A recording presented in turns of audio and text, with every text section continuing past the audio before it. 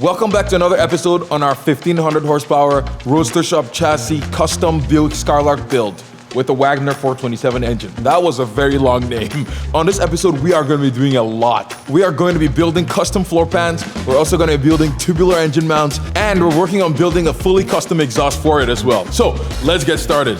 We're doing chassis mods to this roadster shop chassis to facilitate a nice smooth transition for the sheet metal of the floor pan to ride on. So I did some pretty heavy mods in the footwell area, and now I'm working on this little area where it transitions from the footwell of the passengers up into the rear seat area. And yeah, just sort of getting rid of some of the square shapes in here, and I'm gonna make it a nice rounded shape right here. Yeah. So when the sheet metal comes up, it has a nice rounded shape.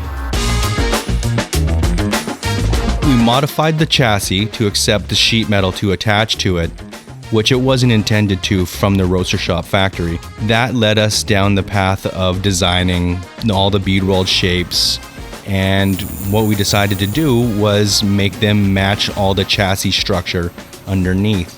Originally the plan, I was, being pretty optimistic, thinking to myself I'd make this whole section in one piece. Yeah. It dawned on me that I could never bead roll it in one piece because the throat of my bead roller is so small. So we had to split it down the middle right here. Yep. And I just made them I just mirror imaged it and butt welded that back together right there. Yeah. This right here is the final piece for this little section here. So that is I just finished bending that up. Steve and I are doing a trial fit of it right now. So it needs a small amount of refinement and in final preparation. Then I'll spot weld that in place. Nice. And then from the underside, this will all get cut out. Okay. Before I put this in. Yeah. And it'll be a nice little seam sealed edge along there. So that should be pretty nice.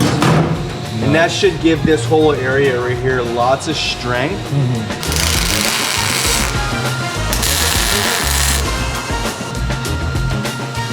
Almost got this part done.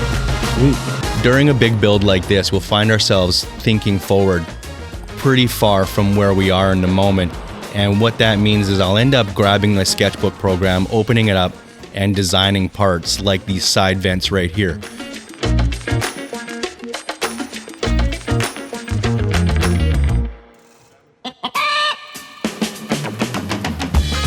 Originally, the Buick Skylark came to us with a 455 big block conversion that we had done in one of the previous iterations. And it was time for that 455 to find a new home.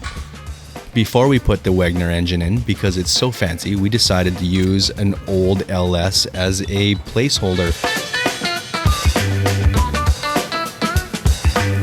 Now that the new LS mock-up engine is in place, we had to make engine mounts for it, and we designed some new tubular engine mounts. Nice.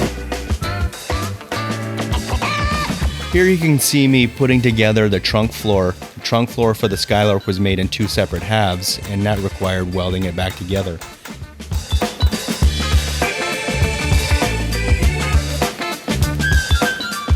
So here you see Brett removing the quarter panel after fitting and then beginning the process of refinishing. So that required him to surface prep all the inside structure of the quarter panel area.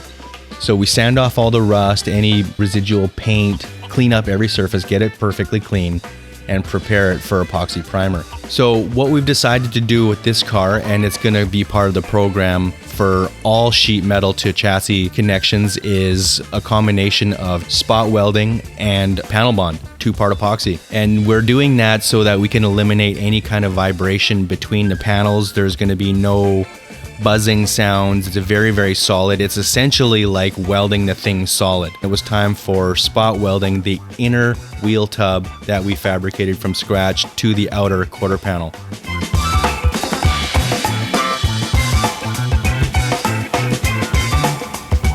You can kind of see. So I want that to be like this little corner as far back in here as possible. So when I build my floor, it's it's going like this. And it moves this area that much farther over. So that was the plan. That's the reason why we're doing that. It just gives that much more space for seating, and then heat management with this engine is going to be a big deal, right? So, I mean, you're pushing over 1,000 horsepower. Heat management is everything. So I don't want to cook. I don't want to cook the passenger. I don't want to cook the driver. The paint. That's good. So we have to get a little bit creative in the area around the trans. So with this X pipe right here, like so, we're getting a little bit creative. We're gonna do a transition from round tubing to oval tubing right here. And then we're gonna do oval tubing vertically bent around the corner, transition back to round. We're gonna go into a flex joint right there, a V-band, and then we're going into the header, the whole collector. And there's one of the collectors in place over here on this side. Oh, nice. So that's kind of where that's gonna be. Instead of it being straight out of there, we're gonna have a little turn, it'll V-band, and then work its way back over here. We'll be doing double slip joints right here and here, as well as back here and back here on the other side of this cross member, right before the mufflers. So we're gonna do double slip joints, and then everything's gonna be hanging on like these little poly sort of bushings, so that they're kind of like semi-rigid, but they're made for this.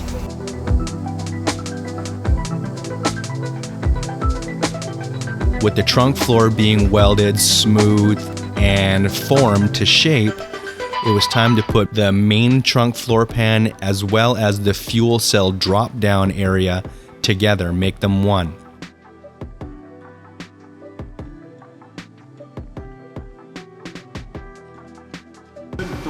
This is just like a template piece, like a test bend that I'm working on, and it's gonna be a shape very much like what we see right here.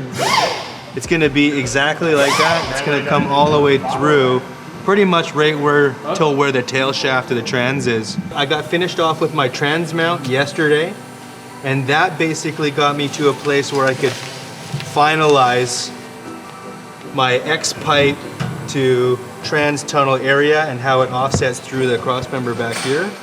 So this is all obviously just mock-up, just temporary stuff.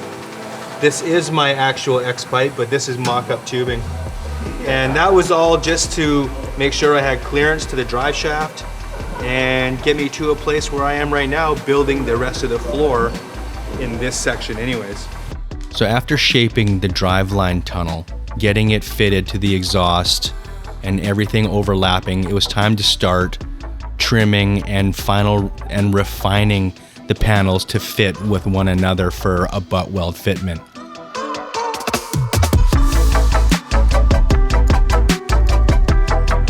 We still have a lot of work left on the Skylark, but I think in this video we accomplished quite a bit. And so if you want to see more on this Skylark build, just like this video, subscribe if you haven't subscribed, and we will see you guys later. And also follow us on all our social media for more updates on all our builds. So with that said, bye.